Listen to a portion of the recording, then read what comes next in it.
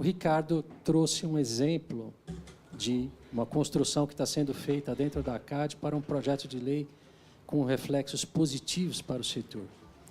A deputada Flávia trouxe outro exemplo, mencionou agora do projeto 6750, que é um projeto extremamente positivo, e, inclusive, eu gostaria de convidá-la, depois da minha apresentação, a senhora falar mais sobre esse projeto, que é muito importante.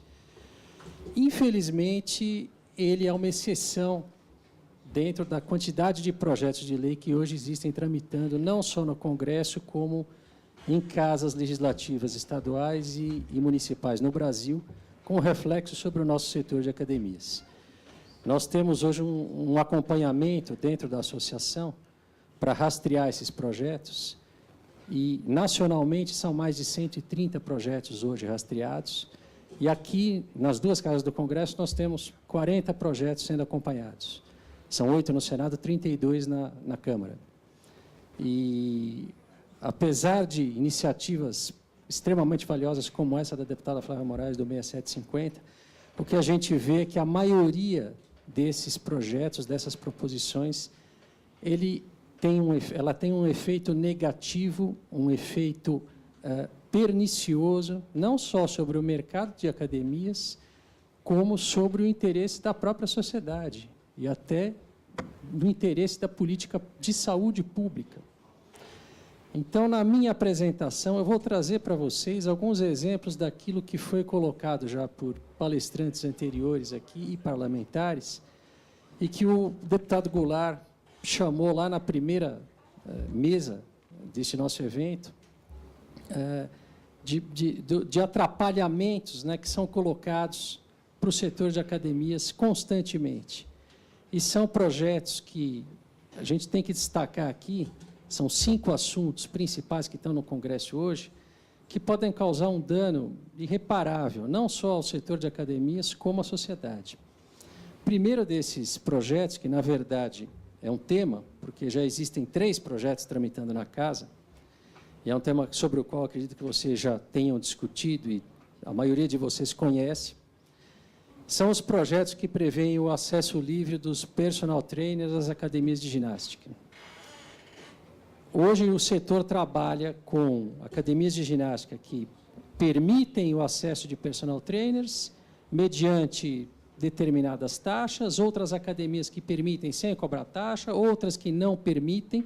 Existe uma liberdade do empresário para definir de que forma ele quer modelar o seu negócio.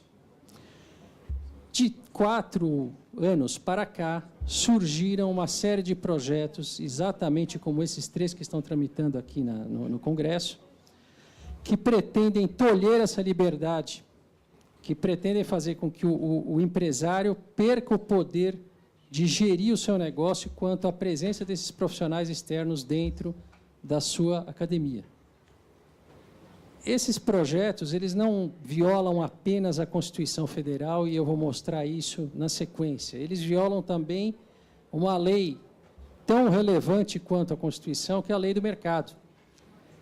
Eles querem transformar um setor de profissionais, que é o setor de personal trainers, que é um setor, dentre os profissionais de educação física, bem remunerado, mais bem remunerado que a média, num setor privilegiado, numa elite que vai poder acessar equipamentos, acessar estabelecimentos para os quais não contribuiu com 1 centavo na construção, na manutenção, na organização, e prestar ali serviços para os seus clientes particulares, sem que o proprietário da academia possa, de modo algum, cobrar por isso ou controlar o ingresso desses profissionais. Esses projetos são perigosíssimos. Nós temos acompanhado em estados brasileiros e municípios a tramitação de projetos semelhantes. Já tivemos, felizmente, na maioria desses estados e municípios, projetos arquivados, ou por inconstitucionalidade, ou porque foram rejeitados em plenário. Infelizmente, tivemos a aprovação de 2 ou 3 desses projetos, um deles no estado da Paraíba, o outro no estado do Amazonas, recentemente um em Vila Velha, no Espírito Santo, e para esse de Vila Velha, inclusive, a ACAD Brasil já tem uma liminar protegendo os seus associados, porque foi reconhecida no judiciário, prima facie, a inconstitucionalidade do projeto. Esses projetos padecem de 3 inconstitucionalidades gritantes. Eu até, em outras mesas das quais participei, em outras audiências públicas, eu mencionei que de todos os projetos inconstitucionais que eu vi em 30 anos de operação no direito, este me pareceu o mais inconstitucional de todos. Esse projeto ele viola o princípio constitucional da propriedade privada, porque ele obriga o empresário a franquear acesso dentro do seu estabelecimento, que é sua propriedade privada, o acesso de um outro profissional que vai prestar serviços ali aos seus clientes e que não vai ter necessariamente um contrato com o empresário ou com a academia. Esse projeto viola o princípio da livre iniciativa, que não é só a gestão do negócio, não é só você definir se você quer ou não receber profissionais de fora dentro da sua academia, se você quer cobrar por isso ou não, se você quer ter uma receita extra baseada em percentual ou uma taxa fixa, tudo isso faz parte da sua livre iniciativa. Mas também existe a sua liberdade de contratar.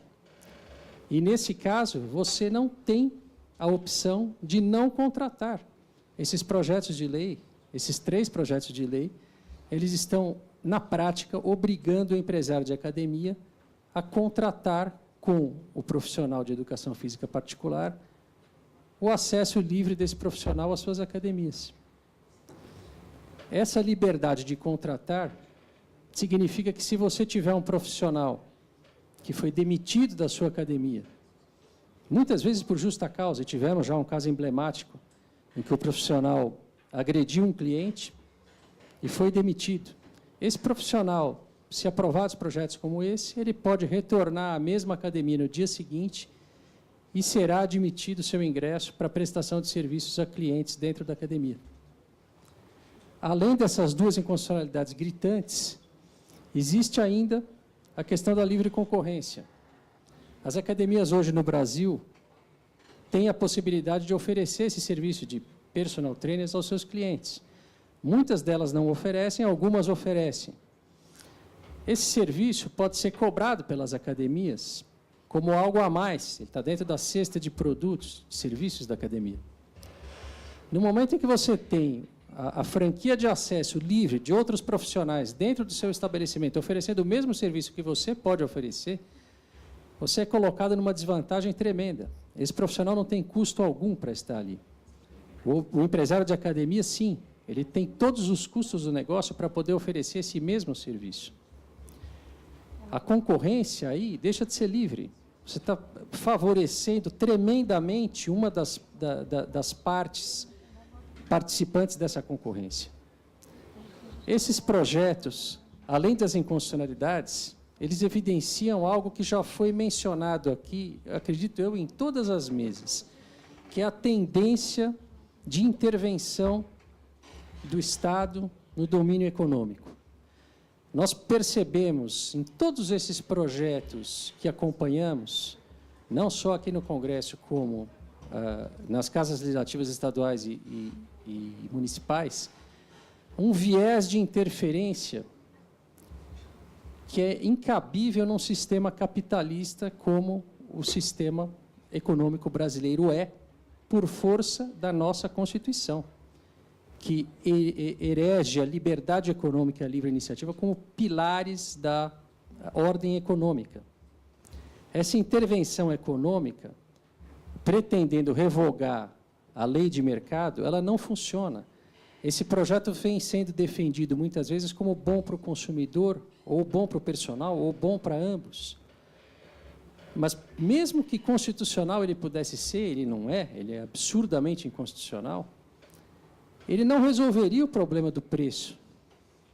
Nós sabemos que, se você altera a lei de mercado e força um preço a se reduzir artificialmente, como seria esse o caso, inevitavelmente isso tem um custo. de alguma forma, isso vai voltar para o consumidor, seja no aumento do preço da própria academia, seja depois no desestímulo a esses profissionais, porque o ticket deles vai abaixar, vai haver muitos profissionais. Isso tudo se reverte ao longo do tempo. Então, esse tipo de proposição não funciona. Esse é um exemplo claro de tudo que foi dito aqui ao longo das últimas horas, do que não fazer quando você está pretendendo legislar sobre um setor. Procure não intervir na atividade econômica indevidamente, sem ter conhecimento dos efetivos reflexos que essa proposição vai ter sobre não só o setor que está sendo afetado, mas também o consumidor e os profissionais envolvidos, que são os profissionais de educação física. Nós temos confiança absoluta de que esses projetos não passarão no Congresso. Temos, para embasar a nossa argumentação, a opinião de um grande constitucionalista, que é o professor Carlos Aires Brito, que deu, a pedido da CAD, um parecer pela inconstitucionalidade dessas proposições. Esse parecer já está municiando as comissões pelas quais esses projetos estão tramitando, mas fica, com relação a esse tema, um primeiro alerta de que é preciso cuidado. Esse tipo de projeto é um projeto extremamente pernicioso para o setor de academias e para a sociedade. O segundo tema que eu gostaria de chamar a atenção, que não é peculiar ao setor de academias, mas que tem um reflexo relevante, são os projetos que tratam de extensão de promoções comerciais a todos os clientes que já estejam sendo atendidos pela empresa. Existem alguns projetos tramitando, alguns bem antigos, inclusive, no Congresso. O primeiro deles desde 2011, que é o projeto Cabeça hoje. E existem algumas leis aprovadas em legislativos estaduais, prevendo essa extensão, esse tratamento equitativo dos consumidores. Esse tipo de proposição também é completamente inconstitucional. Mas, mais além de inconstitucional, ela tolhe um princípio básico do comércio, que é o de você poder negociar o seu produto livremente, ou o seu serviço, e fazer o seu preço de forma a atender ao seu planejamento. Promoção é um instrumento para você aumentar a venda. Se você cria um instrumento jurídico, como são essas leis e esses projetos, pelo qual você tem que estender, num fornecimento de serviço, aquilo que você criou como promoção para toda a sua base de clientes, fica inviabilizado esse instrumento como instrumento de negócio para o crescimento do seu estabelecimento, da sua empresa. Esses projetos, nos estados, ao virarem lei, tornaram-se, a maioria deles, letra morta. No estado de São Paulo, nós temos uma lei em vigor exatamente como esses projetos, prevendo essa extensão, e ela, na prática, não vem sequer sendo aplicada pelos órgãos de fiscalização, porque os próprios órgãos reconheceram como inviável essa interpretação. Já existe uma decisão do Tribunal de Justiça de São Paulo, recentíssima, de um mês atrás, considerando materialmente inconstitucional a lei paulista. E eu vou dar dois exemplos para vocês do risco que esse tipo de projeto cria para um setor e para a liberdade do empresário. O primeiro é o Black Friday, que nós acabamos de ter, né, nessa semana, e que, para o setor de serviços, se aprovado esse tipo de projeto, não existe. Como é que você pode fazer o Black Friday para uma empresa de serviços, se você tiver que estender a sua promoção do Black Friday para todos os que já são clientes dessa empresa de serviços continuados? Isso não funciona. Na semana retrasada, em preparação ao Black Friday, o Instituto de Desenvolvimento do Varejo, IDV, foi convidado a ir à Fundação Procon, em São Paulo, discutir com a diretoria da Fundação Procon as regras para um Black Friday sem problemas jurídicos. Nessa reunião a qual eu compareci, havia 30 ou 40 fornecedores de produtos e um representante do setor de serviços, que era eu, o único. Depois das discussões, que todas elas se voltaram aos produtos, eu conversei com a diretoria do PROCON sobre os serviços. E o que eu senti deles foi exatamente isso. Os próprios diretores do PROCON opinaram no sentido de que a Black Friday não teria uma fiscalização quanto à aplicação desta lei, porque era uma promoção focada numa data específica do calendário, porque era uma promoção que era interessante para o consumidor. Então, o próprio órgão fiscalizatório é obrigado a interpretar a lei para permitir que algo tão relevante quanto uma promoção beneficie o consumidor. O outro exemplo, que também é um exemplo real, mas que já deve ter acontecido com muitos proprietários de academia, é aquele da academia que é vizinha de uma concorrente e a concorrente, por qualquer razão, encerra suas atividades. É absolutamente natural que você faça, e já tivemos casos como esse, uma promoção para aqueles clientes que deixaram de ter aquela opção, que perderam a sua academia onde faziam o exercício físico, venham para a nossa academia, ou para a academia desse empresário, com uma promoção como não pagar a taxa de adesão, ou pagar uma mensalidade mais barata no primeiro mês, ter o primeiro mês de graça. Nós tivemos uma situação em que uma academia fez essa promoção especificamente para ex-clientes de uma outra academia que fechou as portas, e tivemos inúmeras reclamações, e já estamos, inclusive, em juízo, né, com reclamações de consumidores que estavam já sendo atendidos por essa academia e que queriam a extensão da promoção. Com esse tipo de lei, a promoção para o setor de serviços está morta.